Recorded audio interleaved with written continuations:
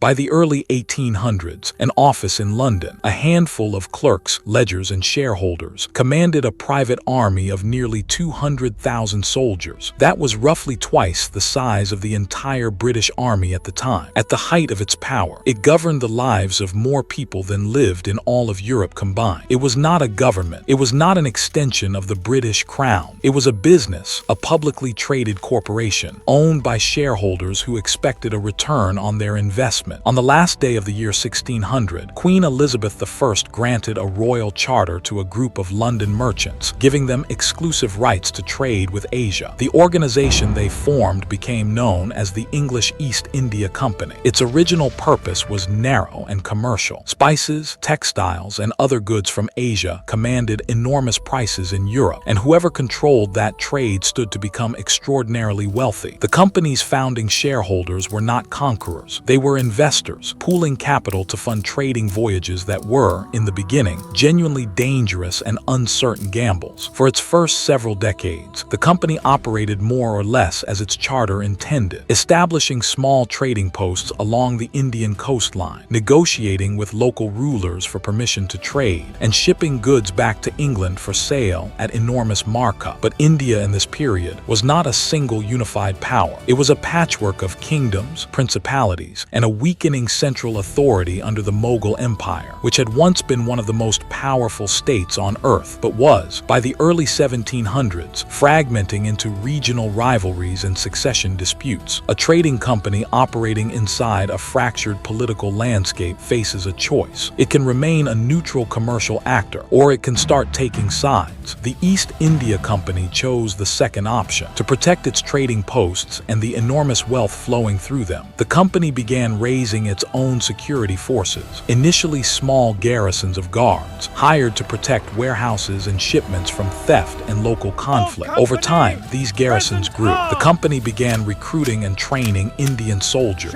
known as sepoys, organized and drilled along European military lines, led by a mixture of British and Indian officers. The turning point came in 1757, at a battle fought near a small village called Plassey, in the region of Bengal. The company's forces, allied with disaffected local nobles, defeated the ruling Nawab of Bengal in a battle shaped as much by prearranged betrayal among the Nawab's own commanders as by combat itself. Following the victory, the company installed a compliant successor on Bengal's throne and secured for itself extraordinary trading privileges and access to Bengal's tax revenues. This was the moment the company stopped being merely a trading operation with security guards and became something else entirely, a political and military power in its own right, with the ability to install and remove rulers, extract tax revenue from an enormous population, and back all of it with an increasingly professional private army. Over the following decades, this pattern repeated across the subcontinent. Through a combination of military conquest, opportunistic alliances, and coercive treaties, the company steadily expanded the territory under its direct control or indirect influence, until it governed, in one form or another, the majority of the Indian subcontinent. By the early 1800s, the scale of what the East India Company had built was almost impossible to overstate. Its private army had grown to roughly 200,000 soldiers, dwarfing the standing army of the country that had chartered it in the first place. It maintained its own navy of armed trading vessels. It administered its own system of courts and law in the territories it controlled. It collected land taxes from an enormous agricultural population, using much of that revenue to fund further military expansion. It effectively governed the daily lives of tens of millions of people, none of whom had any say whatsoever in how they were ruled. The British government back home was not entirely absent from this arrangement. Over the decades, Parliament passed a series of acts attempting to bring the company under greater oversight, appointing government-approved officials to supervise its affairs and requiring periodic renewal of its trading charter. This arrangement generated enormous wealth for company officials and British shareholders. It also generated deep and growing resentment among the populations. The company governed resentment rooted in heavy taxation, land policies, policies that displaced traditional landholders, and a colonial administration that treated Indian subjects as a source of revenue rather than as people with any genuine political standing. By 1857, this resentment erupted into open,